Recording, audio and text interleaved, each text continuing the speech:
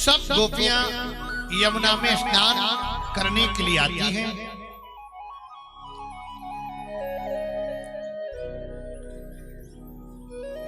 एक दिन गोपियां यमुना में निर्वस्त्र होकर स्नान कर रही थी। श्री कृष्ण ने गोपियों के वस्त्रों को चुरा लिया। इसे कहते हैं श्रीमद् भागवत में चीरहरण लीला। इसे कहते हैं आवरण भंग लीला। अब आजकल के पढ़े लिखे सप्लीमेंट्री से मूर्खों को कोई ज्ञान नहीं है। वो कहते ऐसा क्यों किया? कृष्ण का चरित्र थोड़ा टेढ़ा है, राम जी का चरित्र सीधा है। कृष्ण चरित्र परम विचित्र और राम चरित्र परम पवित्र। कृष्ण का हर काम टेढ़ा मिलेगा। कृष्ण का पहले तो नाम ही टेढ़ा, कृष्ण कृष्ण पूरी जीभ नाचती है। कृष्ण का नाम टेढ़ा, कृष्ण का काम भी टेढ़ा है, कृष्ण की लीला भी टेढ़ी है। और कृष्ण जहां भी खड़े हैं वहां सीधे नहीं खड़े, टेढ़े ही खड़े। मुरली बजाते हैं तिरछे खड़े गए।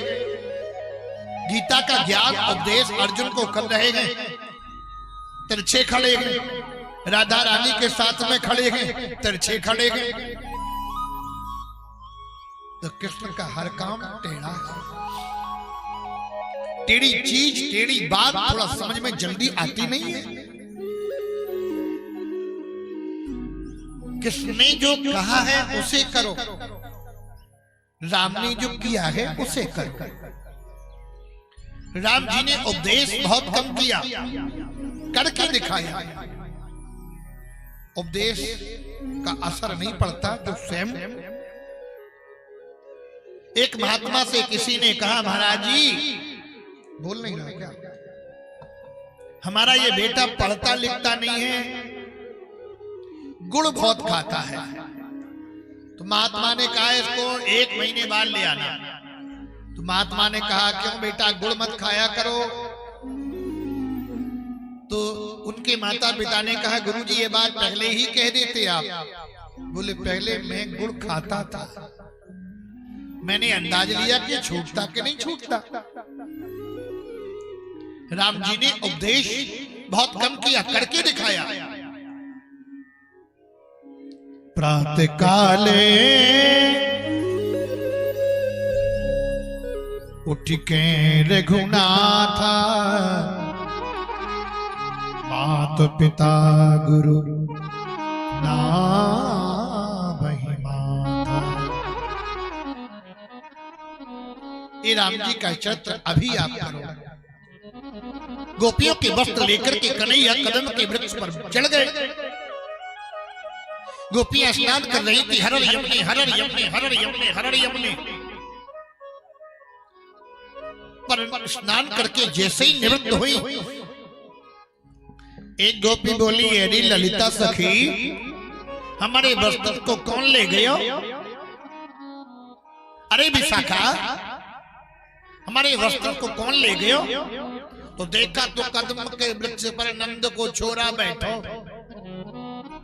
एक गोपी बोली, लाला हमारे वस्त्र को दे दो। कन्हैया बोले, एक एक करके ले जाओ। एक गोपी बोली, हमको तो शर्म लगे, किसी पवित्र नदी में निर्वस्त्र होकर स्नान नहीं करना चाहिए, मलमूत्र का त्याग नहीं करना चाहिए, साबुन शैम्पू का उपयोग नहीं करना चाहिए। अगर कदाचित कोई करता है तो उसका फल मिलता नहीं है। बोलो जय श्री कृष्ण। क्योंकि ये सामान्य नदी नहीं है, ये सामान्य जल नहीं है।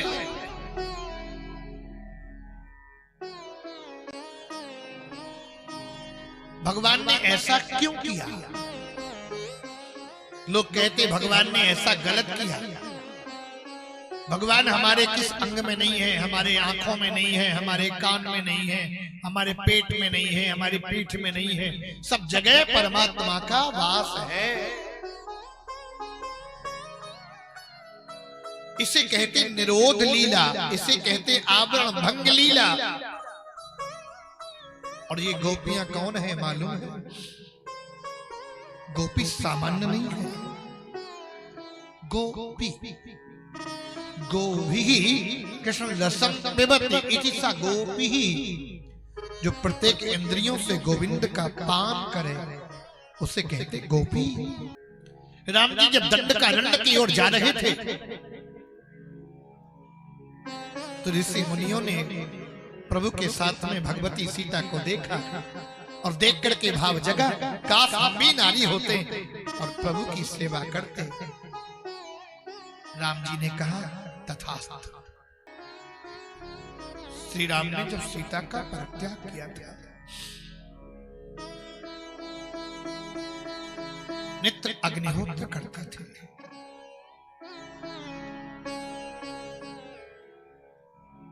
एक दिन लव और कुश मिले राम जी से। राम जी ने कहा तुम किसके पुत्र हो? लव और कुश ने कहा मेरी मां जब मुझे बुलाती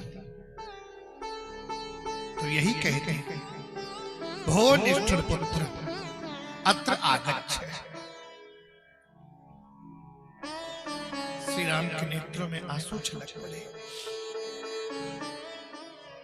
मैथिली मुझे निष्ठुर कहती।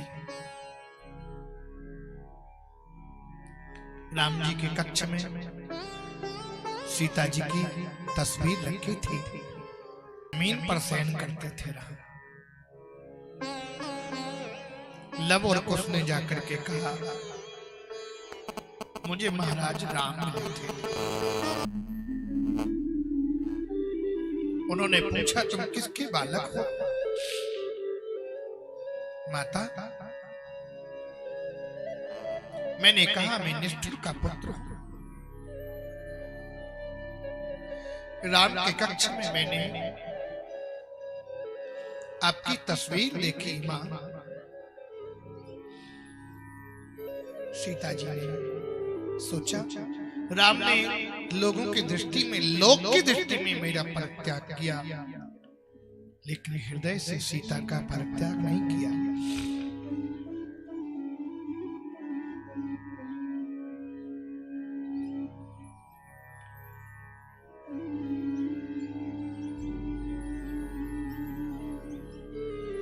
सोने की सीता बना करके अग्निहोत्र करते थे। एक दिन में सोने की सुवर्ण की सीता प्रकट हो गई। कहा मैं तुमसे अंग संग करना चाहती हूं। तुमने मेरा वर्ण किया। राम जी ने कहा मैं मर्यादा पुरुषोत्तम हूं, एक पत्नी प्रति हूं। रामचंद्रान परादारान चक्षुषा भी न पश्यति। भगवान श्री राम ने पर नारी का चिंतन स्वप्न में भी नहीं किया। स्वप्न में भी चिंतन न करना ये बहुत बड़ी बात होती है। स्वप्न में भी पर नारी का चिंतन नहीं किया। ऐसे राम राजा जाए।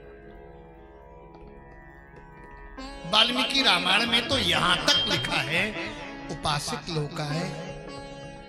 राम जी ने लोक की उपासना की। वही सब गोपी के रूप में आ गए। वेद के मंत्र गोपी के रूप में आ गए। तो ये गोपी कोई गैर नहीं है।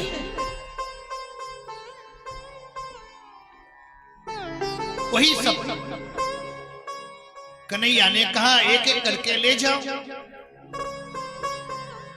क्योंकि पति पत्नी के बीच में कैसा संकोच। मां अगर बच्चे को स्तनपान कराने में संकोच करे तो बच्चे को वात्सल्य कहां मिलेगा?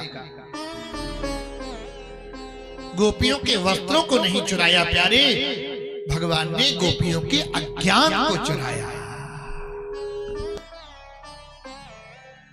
क्योंकि भगवान को महारास रचाना है।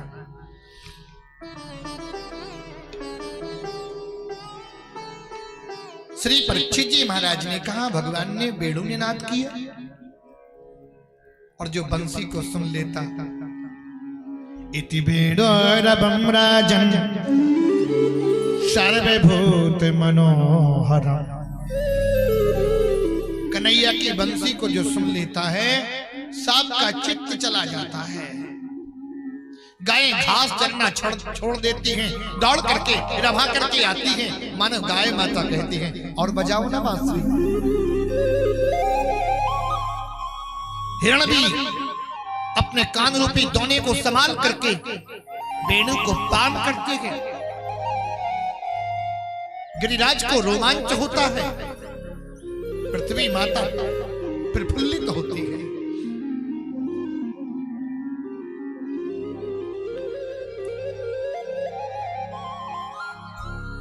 यदनुचरित लीला कर्ण पीयूष बेप्रट, सकृत धन विधूत द्वंद्व धर्मा विनष्टा।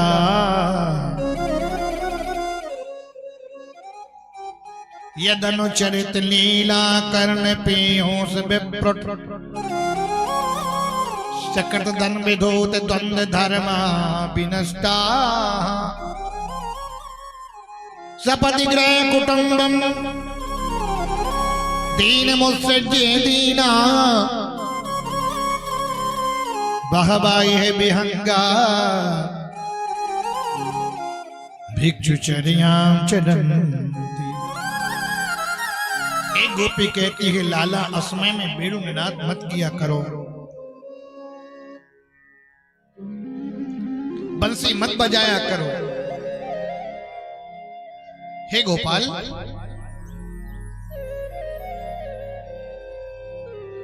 हे, क्योंकि मैं घर का कार्य नहीं कर पाती। हे गोपाल, गोपियां कहती हैं बेड़ू नाद मत किया करो। क्यों? एक गोपी बोली, अरे सखी, बांसों का काम घर छाना होता है, पर ये तो घर उजाड़ने वाली है। बंसी को सुन करके घर छूट जाता, द्वार छूट जाता, परिवार छूट जाता, और कृष्ण के पीछे पीछे चले जाते।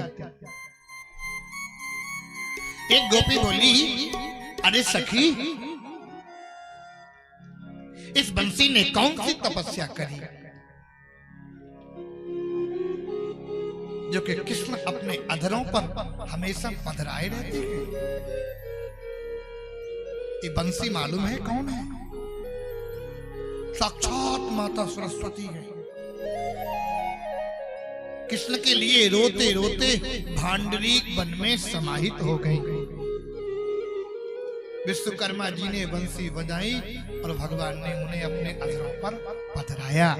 प्यारे, धन के लिए रोए, घर परिवार के लिए रोए, बेटा बेटी के लिए रोए, वैभव के लिए रोए, कीर्ति के लिए रोए।